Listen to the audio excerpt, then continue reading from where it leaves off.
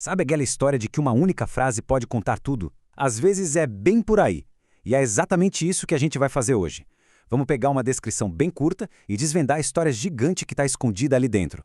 E a frase é essa aqui: Carlos Ruiz Zafón, fenômeno global com a sombra do vento. Parece simples, né? Quase uma notinha de canto de página. Mas vamos tratar essa linha como uma pista, uma verdadeira cápsula do tempo. Porque, acredite, dentro dessas poucas palavras tem uma história enorme só esperando para ser contada. Então, fica a pergunta, né? O que essa frase revela de verdade? Para a gente descobrir, vamos fazer tipo um quebra-cabeça. Vamos desmontar ela peça por peça. E vamos começar, claro, pela origem de tudo. Bora lá, vamos para a primeira parte. Todo grande fenômeno tem um ponto de partida, certo? Uma mente criativa por trás da visão. Nesse caso, quem é o arquiteto que a frase nos apresenta?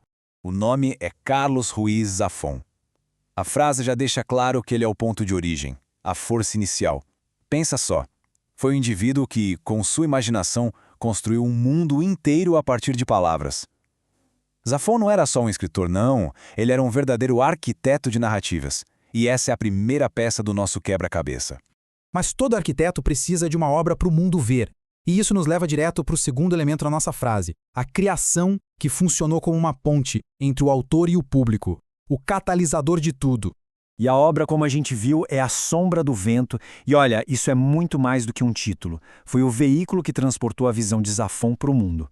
É um romance que mistura mistério, romance e uma verdadeira carta de amor aos livros e à cidade de Barcelona.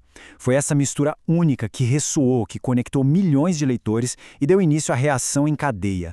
Ok, então a gente já identificou o arquiteto e o catalisador. Agora, vamos decifrar a palavra mais poderosa da nossa frase, aquela que descreve o resultado de tudo isso: o impacto. E aqui está o pulo do gato. Porque, pensa bem, muitos livros fazem sucesso, vendem milhões, mas a nossa frase não diz sucesso, ela diz fenômeno. Qual a diferença, afinal? O que faz uma obra chegar nesse nível? Entender essa distinção é fundamental. Bom, um fenômeno global, no fundo, não é só sobre vender muito. É sobre além das barreiras. É quando uma história atravessa fronteiras, culturas e idiomas, deixando uma marca de verdade, uma marca duradoura no mundo todo. E essa definição acaba tendo consequências bem concretas. A gente está falando de um público leitor internacional gigantesco, de dezenas de traduções, de uma conexão cultural tão forte que o livro vira parte da conversa global.